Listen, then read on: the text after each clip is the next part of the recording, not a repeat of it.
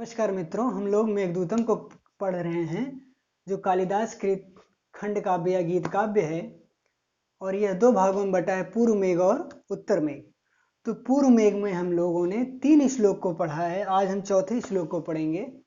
जैसा कि आप लोगों ने प्रथम वीडियो में जाना इसके सारांश के बारे में कि ये क्या है, खंड काव्य या गीत काव्य कह सकते हैं। 2 भागों में पूर्व मेघ उत्तर मेघ में बटा है। पूरे ग्रंथ में मंदाक्रांता छंद है। रस विप्रलंब श्रृंगार या वियोग श्रृंगार कह सकते हैं, क्योंकि यक्ष जो है अपनी पत्नी यक्षिणी से वियोग के दिन यानी कि विरह के दिन गुजार रहा है। कहाँ? रामगिर पर्वत पर। और इसका कथानक जो ब्रह्म वैवर्त पुराण से लिया गया यानी उपजीव्य, और दूत की कल्पना वाल्मीकि रामायण से है। रीति वैदर्भी रीति है। तो ये हम लोगों ने पहले वीडियो में पढ़ा है। तो अभी तक हमने मेघदूतम यानी पूर्व मेघ में 3 श्लोक को पढ़ा, यानी 3 पद्य को पढ़ा गया। आज हम चौथा पढ़ेंगे। तो आइए देखते हैं। प्रत्यासन्ने नभसि दयिता जीवितालंबनार्थी जीमूतेन स्वकुशलमयीं हारिष्यन् प्रवृत्तिम् स प्रत्यग्रैः कुटजकुसुमैः कल्पितार्घाय तस्मै प्रीतः प्रीति प्रमुख वचनम स्वागतम व्याजहार।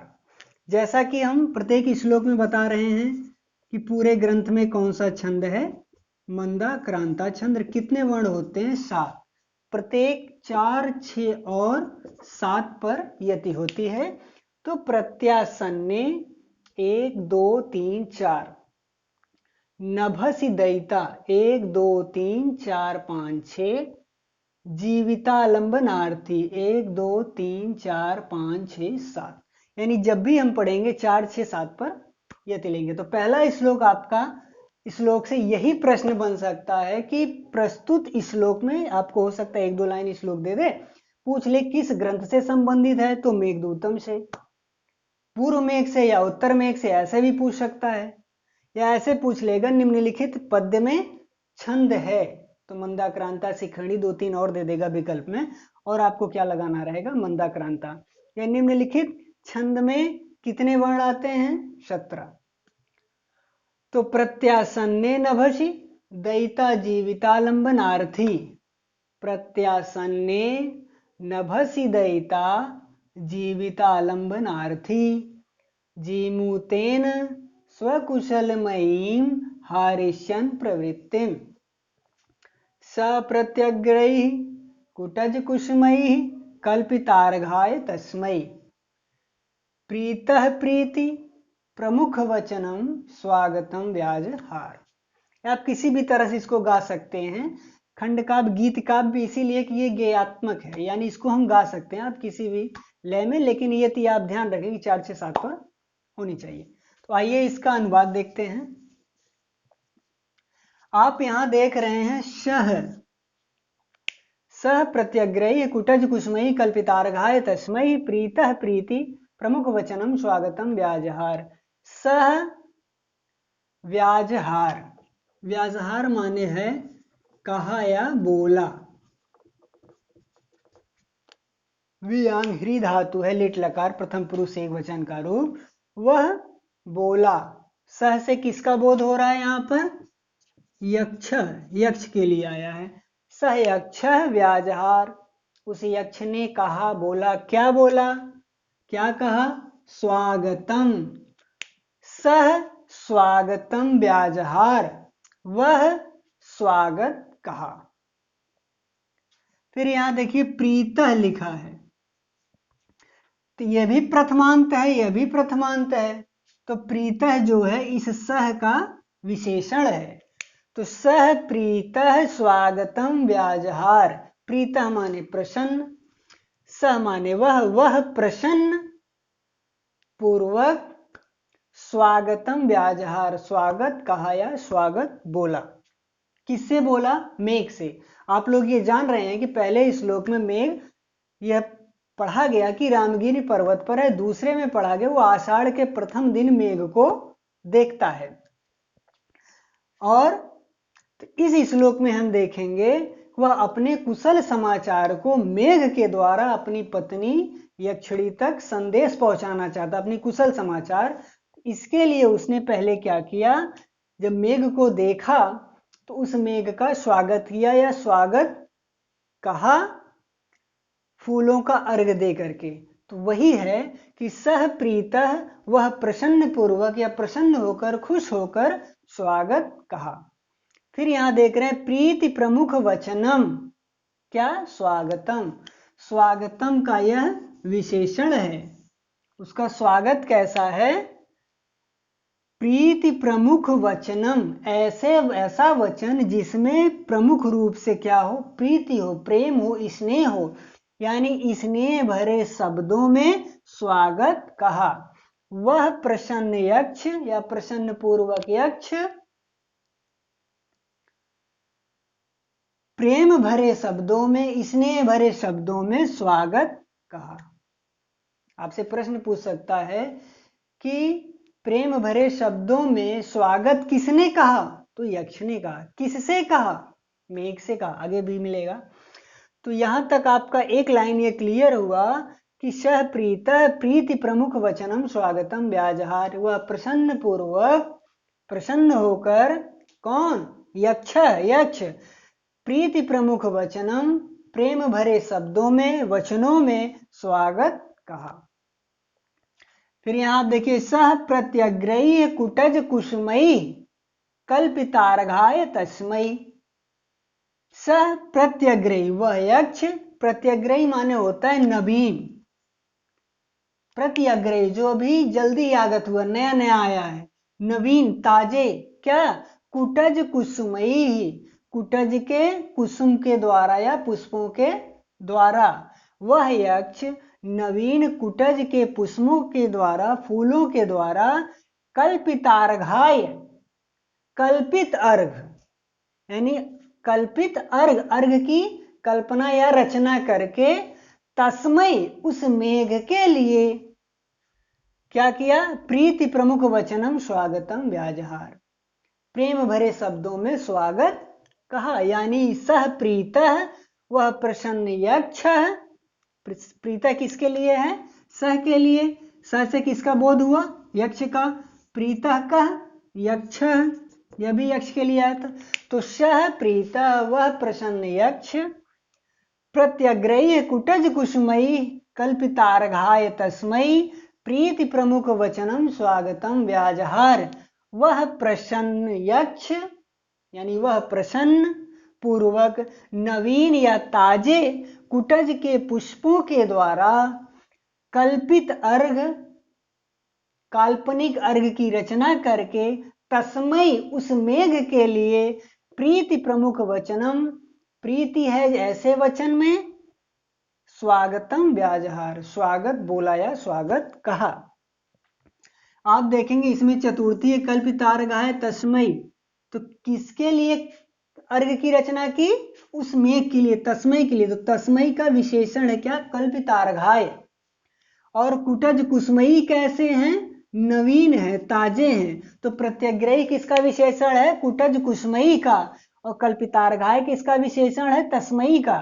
प्रीति प्रमुख वचनम किसका विशेषण है, स्वागतम का। तो सह प्रीतः प्रत्यग्रही कुटज कुसुमयी कल्पितार्घाय तस्मै प्रीति प्रमुख वचनम स्वागतम व्याजहार, वह प्रसन्न पूर्वक, प्रसन्न होकर, कब प्रसन्न हुआ, अभी आगे ऊपर पढ़ेंगे कि पीछे पढ़ा गया ना, आषाढ़ के पहले दिन मेघ को देखकर वह प्रसन्न होकर ताजे नवीन कुटज के फूलों के द्वारा अर्घ की रचना करके उस मेघ, तस्मै, उसके लिए, किसके लिए, मेघ के लिए। तस्मै से किसका बोध हो रहा है, मेघ का।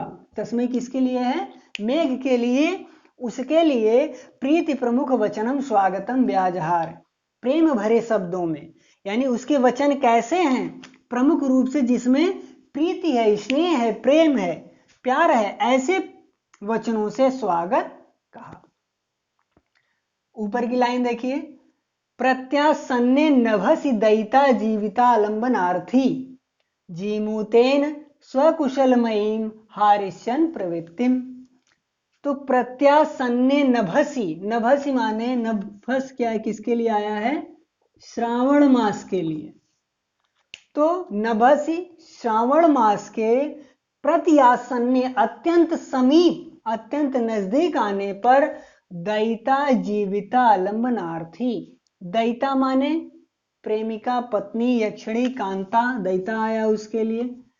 जीविता जीवन या प्राणों का, आलंबन आधार या सहारा, अर्थी माने चाहने वाला या इच्छुक। तो दयिता के जीवन का आलंबन चाहने वाला या दयिता प्रेमिका के जीवन का सहारा देने के इच्छुक कौन? सह। कह सकते हैं कि यह भी किसका है? सह का विशेषण है। या किसके लिए आया? दयिता जीविता लंबनार्थी का यक्ष, यानी अपनी प्रेमिका दयिता के जीवन का आधार, सहारा देने के इच्छुक कौन? तो यक्ष। तो श्रावण मास के समीप आने पर प्रेमिका के जीवन का आलंबन चाहने के इच्छुक वह नवीन ताजे कुटज के पुष्पों से अर्घ की रचना करके उस मेघ के लिए प्रेम भरे शब्दों में स्वागत कहा। किससे कहा? तो आप यहां देखेंगे जी मुतेन, मेघ से। यानी नभसी प्रत्यासन ने श्रावण मास के समीप आने पर दयिता जीविता आलंबनार्थी, दयिता कांता के जीवन का सहारा देने के इच्छुक जीमूतेन, मेघ से। जीमूत किसके लिए आया है? मेघ के लिए। तो मेघ से स्वकुशलमय, अपनी कुशल मय, स्वकुशलमय, स्व माने अपने, स्वकुशलमयीम अपने कुशलमय, यहां देखिए लिखा है प्रवृत्तिम, समाचार या वार्ता, हारिष्यन माने है पहुंचाने की इच्छा से या भेजने की इच्छा से। वह कल्पित अर्घ की रचना क्यों देता है? यह अपनी कुशलमय समाचार पहुंचाना चाहता है। कहां? उसकी यक्षिणी प्रेमिका कहां है? अलकापुरी में। और यह कहां है? रामगिर पर्वत पर आषाढ़ के पहले दिन मेघ को देखता है और यह कहता है कि आषाढ़ के बाद कौन सा महीना आएगा? श्रावण। यानी अभी ये तो मेघ को देखा है आषाढ़ में, लेकिन श्रावण मास में यह माना गया है या ऐसा चाहते हैं कि उसकी कांता पत्नी उसके साथ हो। तो इसलिए वह जीवन के प्राणों का सहारा देने के इच्छुक कौन है? यक्ष।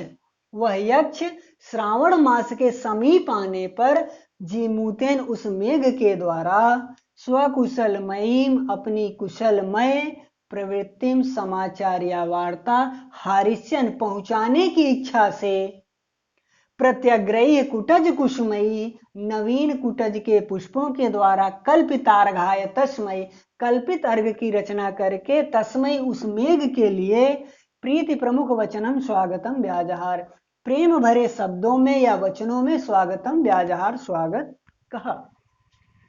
यहां तक समझ में आया? एक बार क्लियर आप अन्वय देखिए।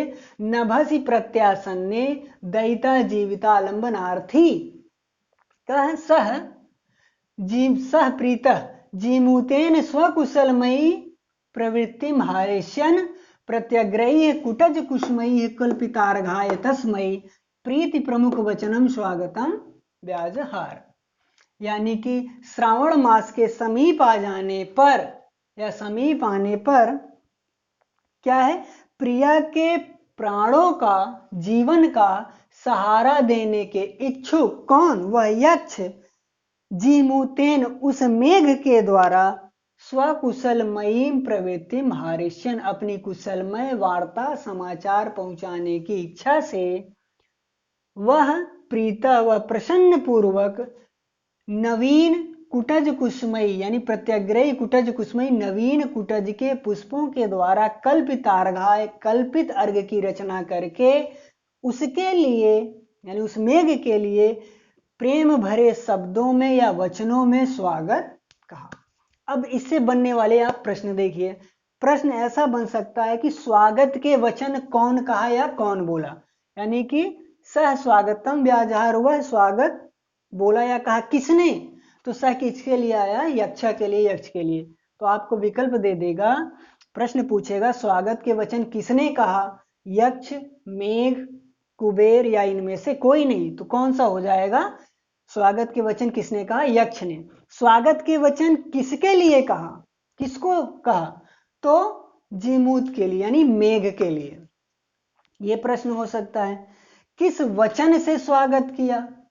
तो प्रीति प्रमुख वचनम स्वागतम व्याजार, प्रेम भरे शब्दों में स्वागत कहा है, स्वागत बोला। प्रीता से किसका बोध हो रहा है? यक्ष का। प्रीता विशेषण है किसका? सह का। प्रीत प्रमुख वचनम किसका विशेषण है? स्वागतम का। कल्पितार्घाय किसका विशेषण है? तस्मय का। प्रत्यग्रही किसका विशेषण है? कुटज कुसुमयी का। स्वकुशल मयीम किसका विशेषण है? प्रवृत्तिम समाचार वार्ता इसका, यानी कैसा समाचार हो है? अपनी कुशलमय समाचार। नभस से किसका बोध हो रहा है? श्रावण मास का। ऐसे भी प्रश्न पूछ सकता है। दैता जीवितालंबनार्थी का, तो यक्ष, यानी अपनी प्रेमिका के जीवन या प्राणों का सहारा देने की इच्छुक कौन है? यक्ष। विकल्प दे देगा यक्ष, मेघ, कुबेर या इनमें से कोई नहीं। तो कौन है? इसे किसका बोध हो रहा है? मेघ का, यक्ष का। ये किसके लिए है? यक्ष के। लेकिन अगर केवल दायिता पूछ लिया जाए तो दायिता से यानी अपनी उसकी यक्षिणी कांता, प्रिया, पत्नी। व्याजहार, व्याजहार में अगर पूछ ले कि कौन सा लकार है, तो लिट लकार है। धातु है, ह्री है, वी यांग ह्री, लिट लकार। प्रथम पुरुष एक वचन, क्यों? क्योंकि सह है, तो प्रथम पुरुष एक वचन। प्रवृत्ति, प्रवृत्त, और क्या है? तीन प्रत्यय, प्रवृत्ति। प्रीता में क्या है? प्रिय है, ता प्रत्यय है। प्रीति, तीन प्रत्यय यहां भी है। स से किसका बोध हो रहा है? यक्ष का। प्रीता किसके लिए आया है? यक्ष के लिए आया है। तस्मय से किसका बोध हो रहा है? मेघ के लिए आया है। इस तरह के प्रश्न बन सकते हैं। नभसी पद का अर्थ है क्या? श्रावण। हारिष्यन क्या है? भेजने के अर्थ में, यहां भी हिरी धातु है। यक्ष ने किससे अर्घ तैयार की? तो कुटज कुसुमई, कुटज के फूलों से। किसके नजदीक आ जाने पर जीवन अपनी प्रिया के प्राणों का सहारा देने की इच्छा करता है? तो श्रावण मास के समीप आने पर। मेघ को किसने कुटज के फूलों से अर्घ दिया? मेघ को किसने कुटज के फूलों से अर्घ दिया? तो किसने दिया? यक्ष ने दिया। यक्ष ने कुटज के फूलों से किसको अर्घ दिया? तो मेघ को दिया। इस तरह से भी प्रश्न पूछा जा सकता है। वीडियो देखने के लिए धन्यवाद। अगला वीडियो अब 5वां श्लोक और उससे बनने वाले प्रश्न। यहाँ आप लोगों को अगर वीडियो अच्छा लगा हो तो लाइक जरूर कीजिएगा, सब्सक्राइब कीजिएगा, शेयर भी कीजिएगा। हो सकता है कुछ लोगों का हेल्प हो जाए, है ना? तो वीडियो देखने के लिए थैंक यू, धन्यवाद।